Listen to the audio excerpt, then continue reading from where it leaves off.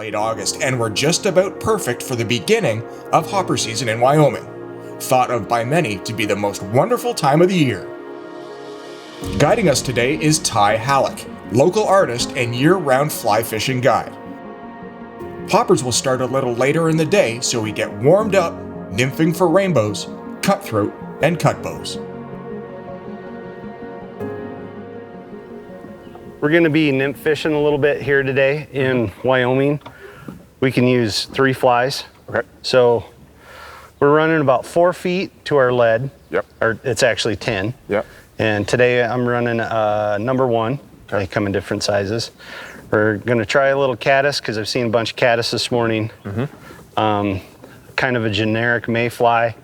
And then our bottom fly is this bigger trico. Okay. So when I'm teaching people on this river to nymph fish, I usually say, you know, you guys have seen river runs through it where they're up here doing all this. We don't do that here because we've got weight and 3 flies. So basically, I tell people it's just like talking on an old school telephone.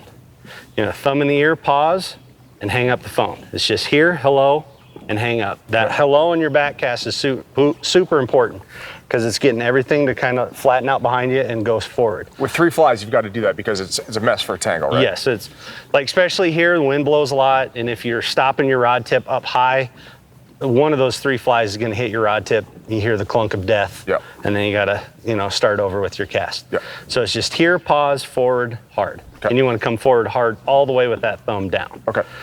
So then I usually tell them to do 3 good strips off the reel.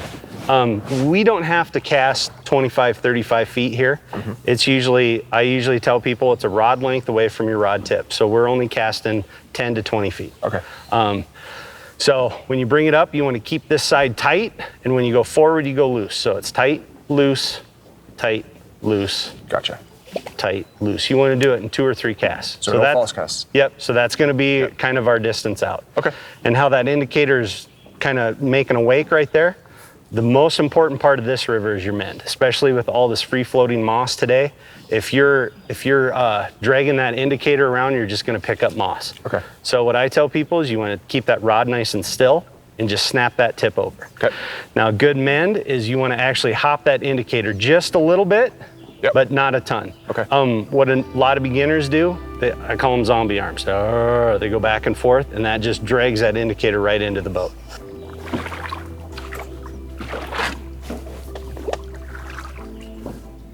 Yep, there he is.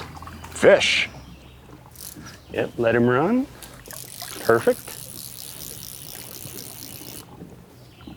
Oh, nice fish. Nice one to start the day. Wonder which fly it took.